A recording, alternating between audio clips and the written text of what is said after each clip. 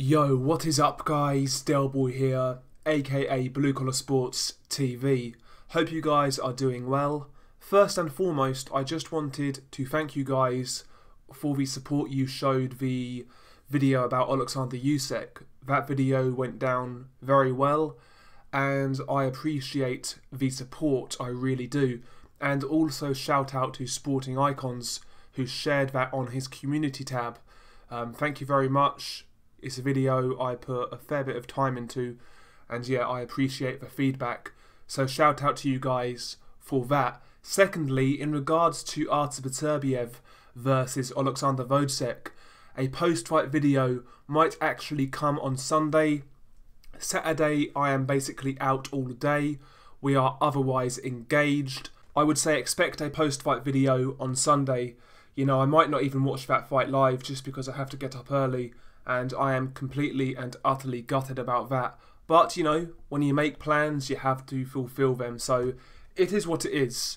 But I wanted to talk about Gervonta Davis. His next fight has been announced. Of course, Gervonta Davis is moving up from super featherweight. He vacated that WBA super featherweight title to move to lightweight. And his first fight at lightweight has been confirmed.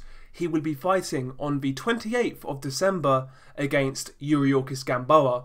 This fight somehow is for the WBA regular lightweight title. That's a vacant title. Obviously Lomachenko holds the real version of that belt, so I'm not sure how this fight is a title fight.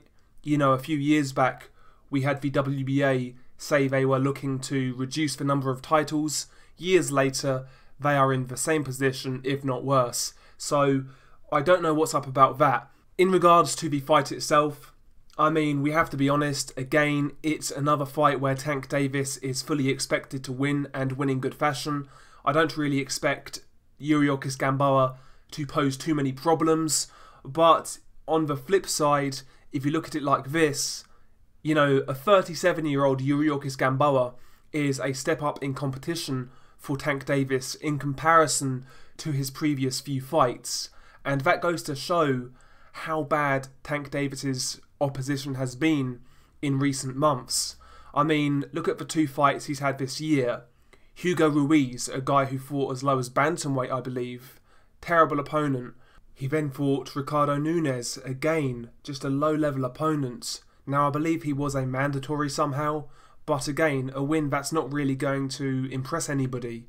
And even before that, in 2018, he fought Jesus Andreas Cuellar, a guy coming up from featherweight, coming off a loss.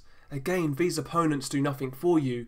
Essentially, Tank Davis hasn't got a good win on the resume since he won that super featherweight IBF title against Jose Pedraza back in 2017. Basically, for the past 2 years, Tank Davis has been fighting subpar competition. He's not improved his resume and he's been treading water. So even a 37-year-old Yuriorkis Gamboa is arguably his best opponent since Jose Pedraza. And that really says it all. So I guess it's a step up from recent competition, I will say that much. But as we know, Yuriorkis Gamboa, 37 years old, he's seen better days, you know. He got knocked out by Terence Crawford back in 2014.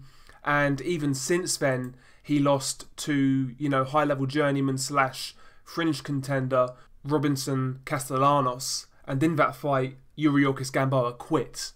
And even after that, Yuriorkis Gamboa not been looking too hot. For example, he got a gift decision over Jason Sosa.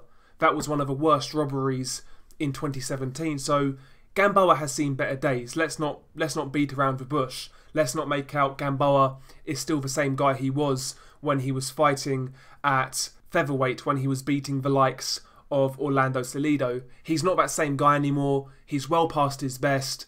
But like I said, in comparison to Gervonta Davis's recent competition, it is a step up. And like I said, that just highlights how poor Tank Davis's competition has been for the, you know, last few months. So is this a fight I'm looking forward to? Not really, I've got to confess.